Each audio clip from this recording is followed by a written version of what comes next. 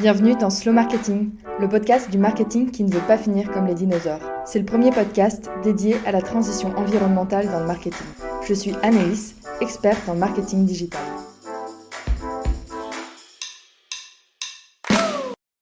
Bonjour à tous. Dans ce troisième épisode de Slow Marketing, on va répondre à cette question.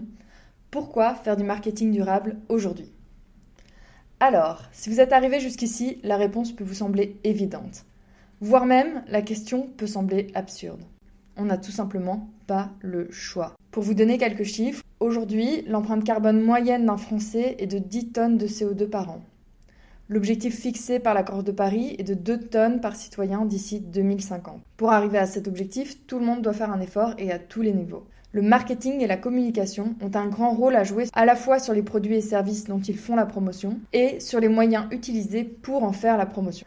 Sur ce sujet, l'équipe de MotiWeb a réalisé auprès d'entreprises et de citoyens français une première étude sur le marketing durable en octobre 2019.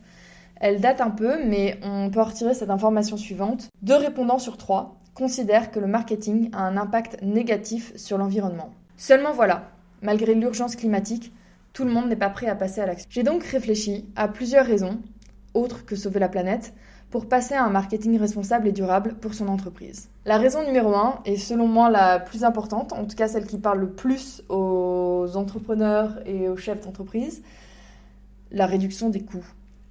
Comme le dit l'adage, choisir c'est renoncer. Choisir une stratégie marketing durable, c'est renoncer à de nombreuses pratiques plutôt coûteuses. Je pense par exemple à l'impression de flyers ou aux objets publicitaires. Mais c'est surtout sur le long terme que ces stratégies vont faire la différence. Notamment sur l'économie dans les process de production, l'économie sur les stockages de vos données et ressources digitales, puisque moins nombreuses et plus légères. Je vous partage une information super intéressante que j'ai trouvée sur le site de Plausible Analytics, un concurrent de Google Analytics. Les scripts de Plausible Analytics, qui permettent de traquer combien de personnes visitent votre site ou combien de temps elles y passent, sont 45 fois plus légers que ceux de Google. Pour un site qui fait 10 000 visites mensuelles, cela voudrait dire économiser 4,5 kg d'émissions de CO2 par an. Plusieurs points ici qui vont différer énormément selon ce que vous vendez. Un premier point sur les produits, notamment en prenant en compte les impacts à long terme sur l'environnement et sur la société. Une entreprise peut améliorer la qualité de ses produits, notamment en utilisant des matières premières durables ou en mettant en place des pratiques de production responsables. J'ai trouvé ce chiffre, 65% des Français déclarent orienter leur achat selon leurs valeurs personnelles et 80% se disent très sensibles aux questions environnementales.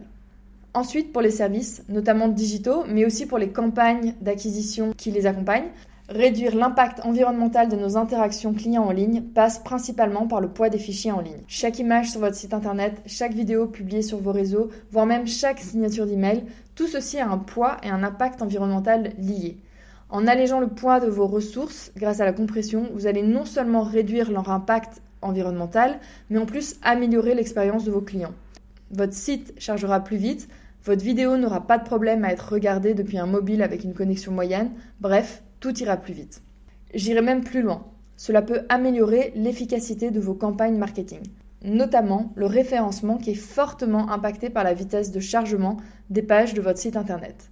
Chez un autre concurrent de Google Analytics, Simple Analytics, ils ont testé la rapidité de chargement et le référencement d'un site dans 3 situations. La première, sans outil d'analyse installé. La deuxième, avec leur outil Simple Analytics. Et la troisième, avec Google Analytics. Les résultats sont les suivants. Le score de performance baisse de 9% avec Google Analytics et de seulement 0,2% avec Simple Analytics. Ce sujet des outils d'analyse de votre site internet et notamment de leur impact environnemental, mais aussi sur vos stratégies et vos résultats marketing, a été pour moi un véritable déclencheur d'une prise de conscience qu'on a des vrais leviers d'action dans nos pratiques de marketing et qu'on peut faire mieux. J'en ferai un épisode dédié sur le sujet, donc si vous n'avez pas tout compris, si c'est encore un peu flou et si j'étais très rapide, il y aura un épisode à venir et n'hésitez pas si vous avez des questions ou des ressources à me partager d'ici là. Ensuite, je passe à la raison numéro 3, améliorer votre image de marque et construire un avantage concurrentiel. Votre entreprise peut booster sa réputation en mettant en avant des valeurs comme le respect de l'environnement, la durabilité des produits ou encore le bien-être au travail qui sont de plus en plus importantes pour les consommateurs, prospects ou clients. Et traduire ces discours en actions concrètes, en prise de position forte ou en innovation, c'est clairement un élément de différenciation vis-à-vis de vos concurrents, un atout compétitif indéniable.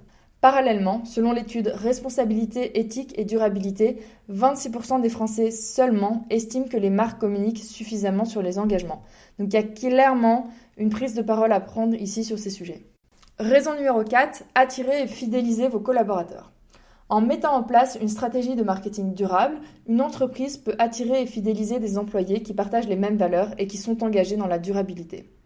C'est permettre aux salariés de donner un sens à leur travail, 87% des travailleurs y accordent de l'importance, et de choisir d'avoir un impact positif sur la société.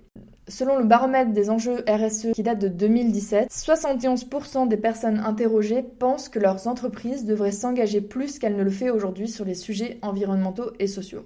Et enfin, raison numéro 5, anticiper le cadre réglementaire. Bon, je manque un peu d'informations sur le sujet, j'ai d'ailleurs vraiment hésité à l'ajouter à la liste, mais bon, je pense que ça reste important. À ma connaissance aujourd'hui, les lois en cours sont très très loin d'être contraignantes sur le marketing. Néanmoins, les choses peuvent changer. Avant le RGPD, c'était bien la jungle des informations personnelles, donc pourquoi pas.